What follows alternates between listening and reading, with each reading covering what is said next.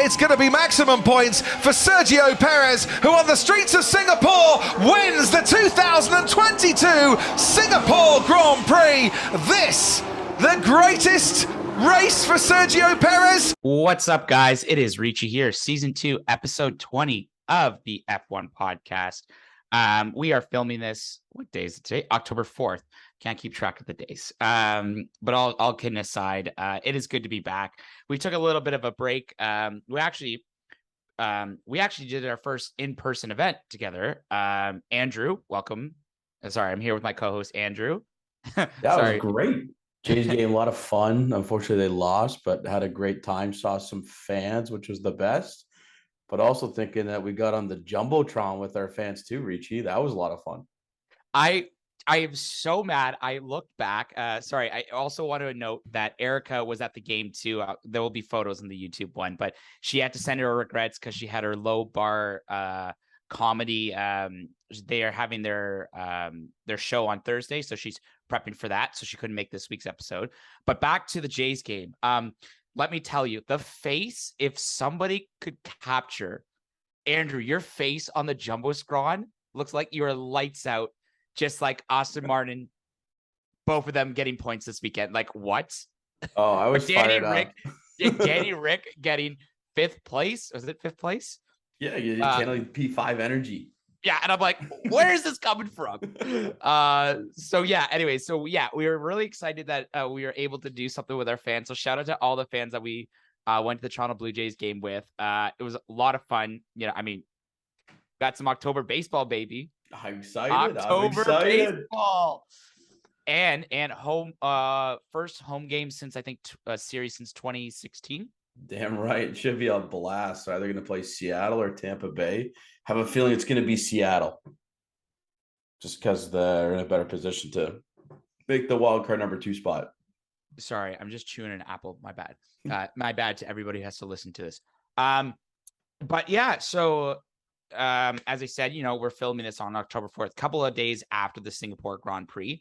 An interesting one. It's the first Grand Prix back in Asia since 2019, because obviously COVID interfered with a lot of the races of them traveling. So this was a first time we can come back to the Singapore Grand Prix. Average daily attendance was 100,000 fans, and throughout the whole attendance, 302,000 fans. So that is a significant jump from 2019's numbers, because they were averaging 89,000 fans. But they saw this is the second race for street circuit. Second race this year went down to a time clock. Sergio Perez gets his second win of the season, I believe. We're gonna wait another week, hopefully 2 weeks. But Max Verstappen, this is the second win of the week. Ferrari, easy 2-3. It got a little interesting with all these yellow flags and safety cars. But I don't know. What were your thoughts of the Singapore Grand Prix? I think my first reaction was, obviously it's good to be back, but the whole penalty thing, I don't understand why they didn't tell why. Maybe I have to check the regulations. Why Sergio, he got double penalty for the gap in the safety car. Why didn't he have to serve the penalty during the race? And why was he allowed to do? I know this goes back because we didn't obviously have a chance to talk about the Italian Grand Prix, but that ended under a safety car. And I understand we want to have some fun racing, and obviously maybe I'm bitter because Charles Leclerc could not pass him, and had a bad start, but I don't know. It was tough. That was my big kind of takeaways. I was kind of confused why, but it's enough about me ranting. Andrew, hello. How are you first? Yeah, it's weird because, I get the FIA, all about the safety regulations and whatnot, but this is the second race this year that we've had to delay an hour start because of apparently the weather was too wet on the street circuit. I get there was a monsoon before the race, but I've seen that they've raced in crazier conditions before. Case in point, Brazil 2016, that was a monsoon in Brazil, yet they still raced.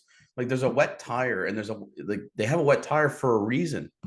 It's to get all of that rain out. So, It's the second time this year, second street race that Checo's won, and they both have been under a time clock, which is just, it's quite unique, quite rare. What But a twist. yeah, and like, especially these street races are definitely dangerous. A lot of safety cars throughout there, which I honestly think makes Checo's race that much more, like, that win is probably his best win of his entire career. Yeah. Having to go on, I think it was like two or three safety cars alone, where you get the pack bunched up to you just to keep your advantage going forward. He got Leclerc right off the start, and it was an absolute masterclass from Checo throughout the entire race.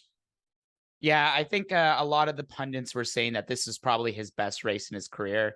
I thought his win in 2020 at the Singapore Grand Prix, if I'm pronouncing it correctly, I thought that was going to be but the Bahrain Grand Prix, but like I thought that was going to be his that was his race, just with how everything going on there. But he was able to hold Leclerc off for the longest time, and it's kind of sucky because it kind of reminded me a little bit of the Canadian Grand Prix where Carlos was just like chasing Verstappen throughout the race, and he could not, even with DRS, they could not pass him. I mean, Singapore is a tough track to begin with. It is a street circuit. It is also a very hard track to really overtake. But kudos to, especially like in a situation where Verstappen did not have the race that he wanted. He wanted to be able to clinch the title on Sunday. But like at least his second driver was able to maintain the points and hold the Ferrari. And we gotta wait another week in Japan for next week to see if Max Verstappen can win his second title, back-to-back title. So and that's why Red Bull signed a driver like Checo, because they haven't been able to find that number two to say support Max when he DNFs or when he doesn't finish well in the points, right? Just for an overall Constructors Championship, because they didn't lose that many points constructor wise this week, especially getting the win. And that's why Checo is there now. He's like only 2 points behind Leclerc for second. Still has a chance to win the still has a chance to win the World Drivers' Championship. I think him and Leclerc are the only two racers or drivers that are not mathematically eliminated from winning the Drivers' correct. Championship. Yeah. George Russell technically was eliminated. So it's basically those three. I mean, speak about Karen of the weekend, George Russell. Guy just whined and moaned the entire race. And the one crash that when he brushed up with Schumacher and he said he had enough, he gave him enough room. I'm like, dude, you took up you had 90% of the space in the street, and Mick had the line in front of you. I don't understand why you're complaining to him about not giving him enough space. You gave him plenty of space when you're literally trying to squeeze him out, and Mick did nothing wrong. I don't know if it was like Schumacher or Montoya back in the day. I think it was during a news conference, and he's like, oh, like he said he didn't give me the space, but like, look at the camera. Can you just clarify what you consider acceptable behavior and what's unacceptable? Well, he said he didn't see me. He thought I wasn't there. So I'm amazed. I actually got in front of him when we were braking a little bit. Oh, no, he didn't see me there. Well, no. No chance. You got to either be blind or stupid to not see me, but... He clearly said, how does he not know that I was behind him? Yeah. F1 memes had a field day, and like even look at the clip of it. I don't know. It just mind boggles me. I'm like, dude, like Mick has got the line is ahead of you. Like racing rules 101. So it was just a lot of just whining and bitching on his part this weekend. He had a tough weekend overall. Fair enough. Mercedes had a tough weekend, especially Hamilton dropping down to like P9. Yeah, that was a hard weekend for them. But on the flip side, what an amazing weekend for McLaren. It's like, where has this been all season? Well, they brought the upgrade package for Lando's car. It looked like it was really well, but the strategy was on point. Outweighted everybody on the intermediates to go on to slicks, and that's how it got no mistakes. And that's how Danny Rick got from P16 all the way up to P5. Like incredible. Yeah, and especially during a period where both the Alpine cars go out. This was like this is obviously was a huge moment for McLaren to get some much needed constructors points. And I think the reason it was engine for Alonso, and I think Ocon, both engine cut ups today for them. On Sunday. Sad to see that this 350th Grand Prix had to end short due to an engine failure. And he was saying in his post-game press conference that he's lost like 60 points this year on technical failures, which he would be up in P7 of the Drivers Championship instead of being in P9. So yeah, quite interesting to hear that comment. And I wonder if but Alonso's, he was just sitting up in the top 6, no problem until the engine cut off. So he really could have had a good opportunity to score some mega points for the team this weekend. Yeah, and especially in a situation like, obviously, the championship might be decided next week in Japan, but it'll be interesting to kind of see the battle. Let's just keep in mind the battle for P4 and P5 in the constructors between McLaren and Alpine. And, we kind of make fun of all the teams a little bit, but Haas, AlphaTauri, Aston Martin, Alfa Romeo, they're all within 20 something points of each other. Mm-hmm. And especially with Aston Martin this week and getting double points finishes like that, they leapfrog Haas and AlphaTauri to go up to 7th in the drivers, and now they're only 15 points behind Alfa Romeo, who really haven't had a good season after Canada. Yeah, that was their last good reason, but also especially also Haas. Let's just take in the fact that they haven't been able to score points since Austria. And 1, 2, 3, 4, 5, 6 straight races, and they just keep going down and down.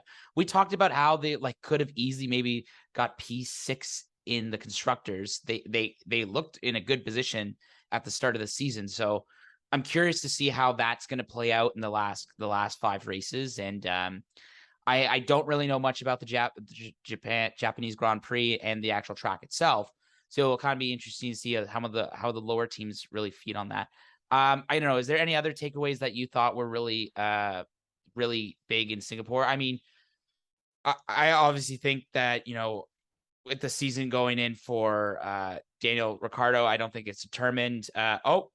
Aaron Judge got a 60-second home run. Sorry. No way. Yeah. Sorry. No way. Oh, yeah, he finally hit it. Go. Sorry. I know that's not Formula One related. I just got the notification on my phone. Big announcement mid-pod. That is sick. Okay. I was wondering when he was going to do that. They've been talking about it all friggin' week. Yeah. So it's the first time since France and only the 6th time this season Daniel Ricciardo brought McLaren home in points. It was definitely his best drive of the season. I think there's no question. And a big motivative boost for him going into Japan. There's conversations of him being a reserve driver, and don't really think that's I just don't know where you would put him. And would you really want to waste a reserve spot for someone like him? Maybe you need to bring a younger person in. Maybe he takes a break of Formula One next year, but this was good motivation for him, especially what has been a horrendous season and only not so pretty career at McLaren in his last 2 years. Yeah, that's a good point. I think it's definitely helping put closure maybe on this season for sure, for him getting that top 5 finish at Singapore, especially when he didn't have the upgraded car and he was able to get the P5. Just shows testament to how he still can drive. He's getting backed by so many drivers, by Vettel, by Hamilton. We're talking multi-time world champions here are backing Danny Rick because they know how good of a driver he is. Yeah. And there's still a lot of drama up in the air about, remaining seats left, and that, Williams is probably looking at Logan Sargent, but why not put Nick DeVries in? So it's quite an interesting case where chips are going to fall.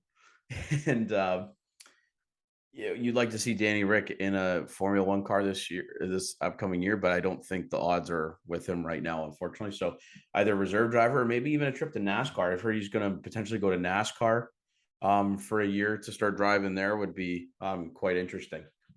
Well, he has a passion for the United States, so I think he always he always goes to LA a lot. So I wouldn't be surprised. I think we obviously talked about it earlier, but I think one of my big takeaways this weekend was obviously seeing the double points finish for Aston Martin, especially the season they're having. And, Sebastian Vettel, 4-time F1 champion, 5-time winner at Singapore, the most winningest driver in Singapore, the Lion of Singapore, get points in his final race in Singapore. So, and also he's the next driver to have a documentary come out. So,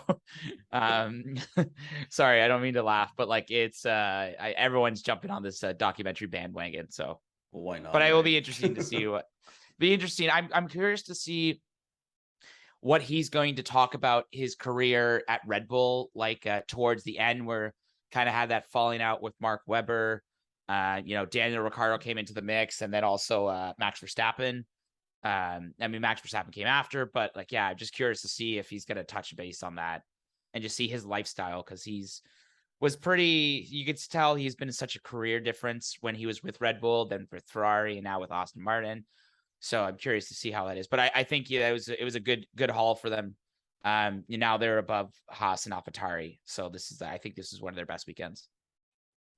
Yeah, I think especially with Vettel at a younger age, he was hungry to win world championships, kind of would do everything that he could to win world championships. And that's where I think obviously that's where the falling out with Mark Webber came, especially with, I believe it was Malaysia when the multi-2-1 situation happened. But, as he got older, he got more wiser, more of a team focused. And now he's kind of toward the end of his career, wants to end out on a good positive note, especially from the sustainability standpoint, what he provides to Formula One.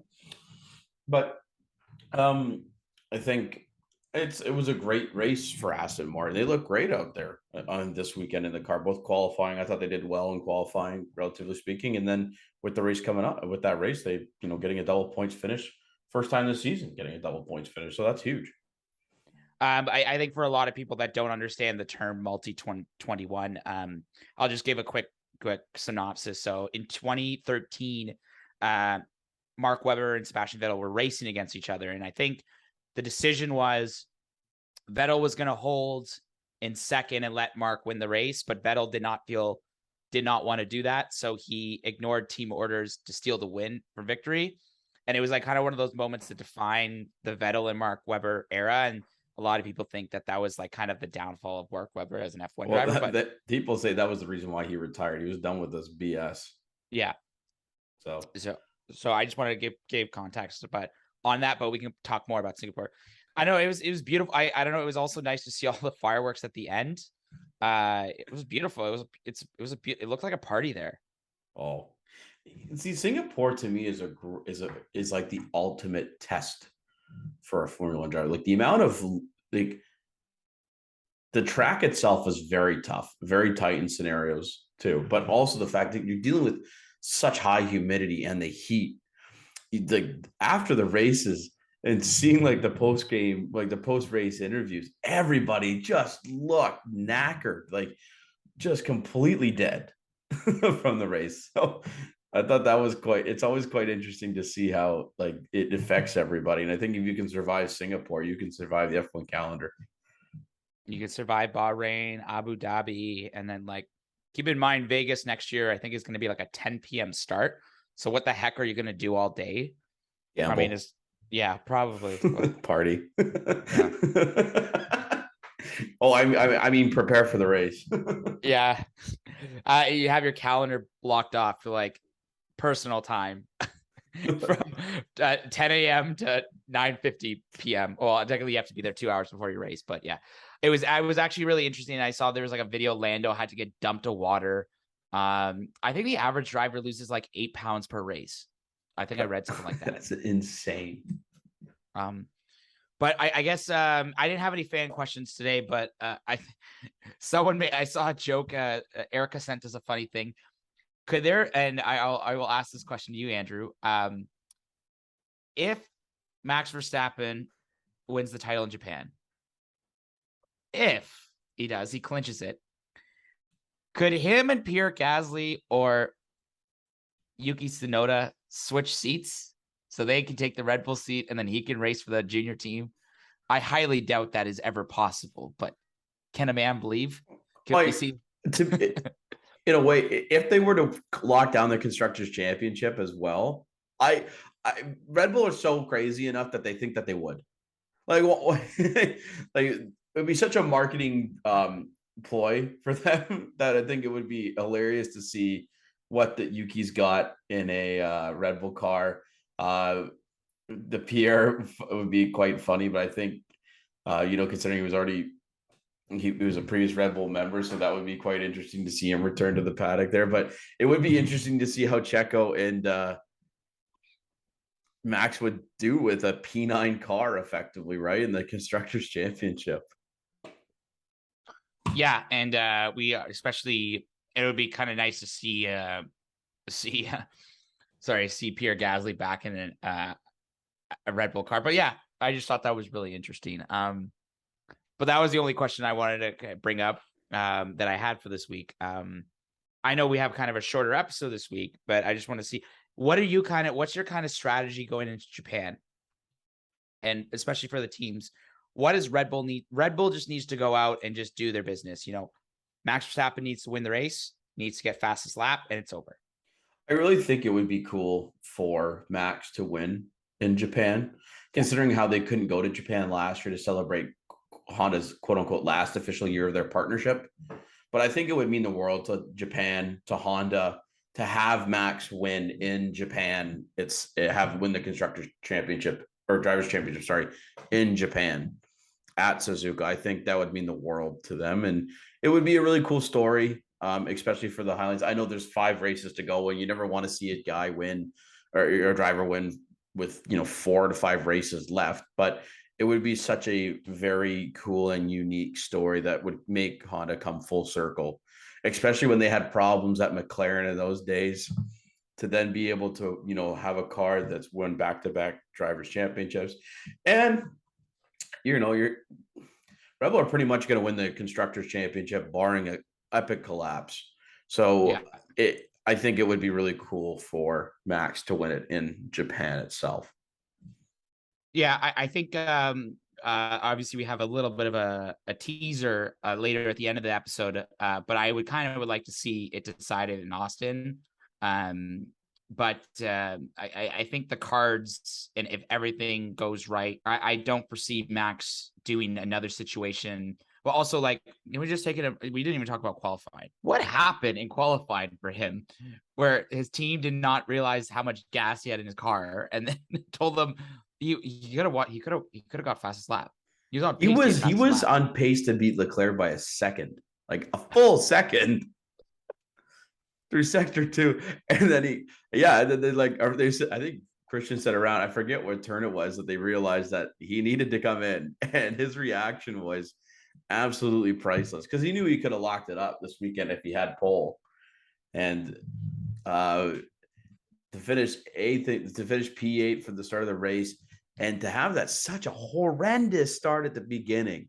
Like, he went into Annie's stall, he dropped down to P12, and then he built his way back up to P7, but ended up trying to make a move on Lando, where he definitely locked his tires up, but he hit a bump in the road, or what he's saying, and then the tires locked up, which then forced him to drop back down a couple positions. Just a really, really frustrating race, I think, if you're Max Verstappen, in a way. But nevertheless, still scores points. And however, though, he's not able to now break Vettel's record of what would have been 9 races. It could have been 9 races in a row for a victory. That's disgusting. That is absolutely, we just got to take in the fact when Sebastian Vettel drove for Red Bull, the amount, he got 392 points in one season. And that's not even, 397. And that was the year where he won the 9 straight. And it's disgusting how he dominated that Red Bull car. But the crazy thing too is that Max is at 341, 5 races to go. And in a season where we've been pitched by F1 to have these even better, even racing, better racing, which it has been for the most part, but have a more equal car in a way in terms of aerodynamics. What Red Bull and Max Verstappen have done this year has been incredible, and I think it's probably, people may disagree, but I say this is one of the best individual seasons of F1 that we've ever seen. Ferrari 04 with Schumacher's been up there, is obviously up there, but just from what we've been told in terms of how it's especially a new era of racing, and for Max to dominate it like he has been, barring, I know Ferrari's had some issues, but hey, Yeah. still in order to finish the race, you got to finish, you want to finish first, you still got to finish the race, right? And that's been a struggle for Ferrari at times this year.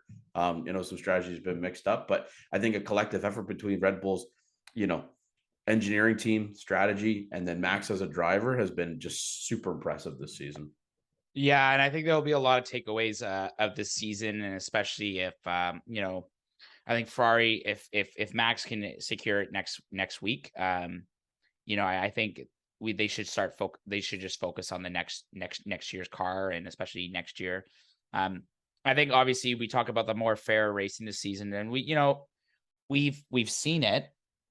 We've obviously not seen it in the podium level and the race win levels, which we wanted to probably see, but we've seen that a lot more. It's more competitive in the midfield and the team, and even the bottom teams. It's not like a blown away like we've seen in previous seasons. So, like, kudos to like Christian Horner and the team at Red Bull. There's a lot of this season were able to just dominate and obviously take advantage of Ferrari's mishaps, whether if it was the strategist or just some unlucky breaks that happened to Leclerc and Carlos Sainz. But it's not over yet. Nope. Charles still has a chance to win it. Yeah. I mean, that would be a pretty good bet on FanDuel if he pulls that off. But I just anyways. So with a couple minutes left to go, I just want to say, Andrew, always a pleasure chatting with you. Mm-hmm. Erica, all the best on your show on Thursday. We're going to be cheering you on. But also, I would just want to let people know, announcement will come next week, officially, probably on the 12th. But we've potentially secured a location to watch the U.S. Grand Prix. But stay tuned on social media.